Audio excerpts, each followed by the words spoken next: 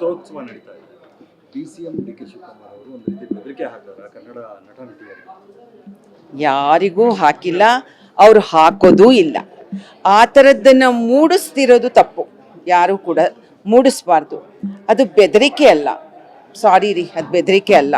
ಈಗ ಯಾರಿಗೂ ಆಹ್ವಾನನೇ ಇರಲಿಲ್ಲ ಕನ್ನಡಿಗರಿಗೆ, ವಿದೇಶಿಗರಿಗೆ ಆಹ್ವಾನ ಇರುತ್ತೆ, ಕನ್ನಡದ ನಟ ನಟಿಯರಿಗೆ ಆಹ್ವಾನ ಇಲ್ಲ. ಇಲ್ಲ ನಮಗೂ ಕೂಡ ಯಾರ ಕೈಯಲ್ಲೂ ಒಂದು ಕಾಗದ ಕೊಟ್ಟರೆ ಅದು ಬರೋದಕ್ಕೆ ಒಂದು ಸ್ವಲ್ಪ ಇದು ಅದ್ರ ಕಾಗದ ಕಳಿಸೋ ಬದಲಿಗೆ ನೀವು ನಮಗೊಂದು ಫೋನ್ ಮಾಡಿಬಿಟ್ರೆ ನಮಗೆ ತುಂಬ ಖುಷಿ ಆಗತ್ತೆ. ಎಲ್ಲರಿಗೂ ಕೂಡ ಒಂದು ಆಹ್ವಾನ ಬೇಕಾಗತ್ತೆ.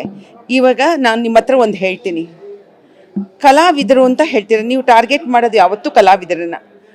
ಈಗ ಒಬ್ಬ ಕಲಾವಿದರಿಗೆ ಹುಷಾರೇ ಇರೋದಿಲ್ಲ, ಅವ್ರ ಸ್ಥಿತಿ ಹೇಗಿದೆ ಅಂತ ನಿಮ್ಗೆ ಗೊತ್ತಾ? ಇಲ್ಲ. ಎರಡನೇದಾಗಿ ಅವ್ರು ಬೇರೆ ಕಡೆ ಶೂಟಿಂಗಲ್ಲಿ ಇರ್ಬೋದು, ಬೇರೆ ದೇಶದಲ್ಲಿ ಇರ್ಬೋದು, ಬೇರೆ ಊರಲ್ಲಿ ಇರ್ಬೋದು, ಇದು ಇರ್ಬೋದು. ಹಾಗಿದ್ದಾಗ ಅವರನ್ನೇ ನಾವು ಟಾರ್ಗೆಟ್ ಹೆಂಗೆ ಮಾಡೋಕ್ಕಾಗತ್ತೆ? ಆ ಕಾರಣಕ್ಕೆ ನಾನು ಹೇಳ್ತೀನಿ, ನೀವು ಹೋಗಿ ಅವ್ರನ್ನ ಕರೆದಾಗ ಅವರ ಕಷ್ಟ ಸುಖಗಳನ್ನು ನೀವು ಅರ್ಥ ಮಾಡ್ಕೋಬೋದು. ಈ ವರ್ಷಕ್ಕೆ ಪ್ರತಿಯೊಬ್ಬರು ಬಂದರೆ ನೀವು ಆಸನಗಳನ್ನು ಕೂಡ ಅವ್ರಿಗೋಸ್ಕರ ತೆಗೆದಿಡ್ಬೇಕಾಗತ್ತೆ, ಎಲ್ಲರೂ ಬಂದರೆ. ಅದಂತೂ ಸತ್ಯ. ಆ ಕಾರಣಕ್ಕೆ ಹೇಳ್ತೀನಿ, ವೇದಿಕೆ ಮೇಲೆ ಎಷ್ಟು ಜನರನ್ನ ಕೂರಿಸ್ಲಿಕ್ಕಾಗುತ್ತೆ, ಎಷ್ಟು ಕಲಾವಿದರನ್ನ ಇಡೋಕ್ಕಾಗುತ್ತೆ. ಒಬ್ಬರು ಮುಖ್ಯ ಅತಿಥಿಯಾಗಿ ಬರ್ಬೋದು, ಒಬ್ಬರು ರಾಯಭಾರಿಯಾಗಿರ್ಬೋದು.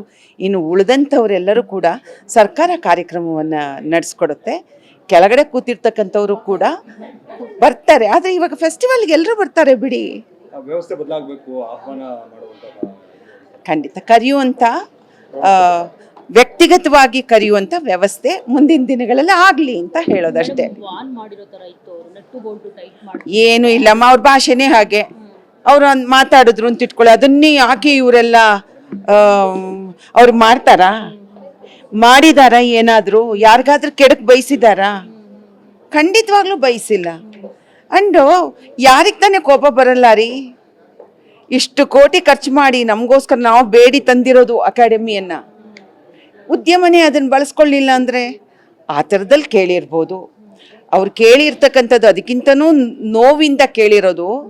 ಜಲ ನೆಲ ಭಾಷೆ ಬಂದಾಗ ನೀವುಗಳೆಲ್ಲ ಯಾಕೆ ಬರಲಿಲ್ಲ? ಸೊ ನಿಮ್ಮ ಪಾರ್ಟಿಸಿಪೇಷನ್ ಅಲ್ಲೂ ಇಲ್ಲ, ಇಲ್ಲೂ ಇಲ್ಲ, ಆ ಥರ ನೊಂದ್ಕೊಂಡು ಹೇಳಿದ್ದಾರೆ. ಅದು ನನಗೇನು ತಪ್ಪು ಅಂತ ಅನ್ಸಲ್ಲ.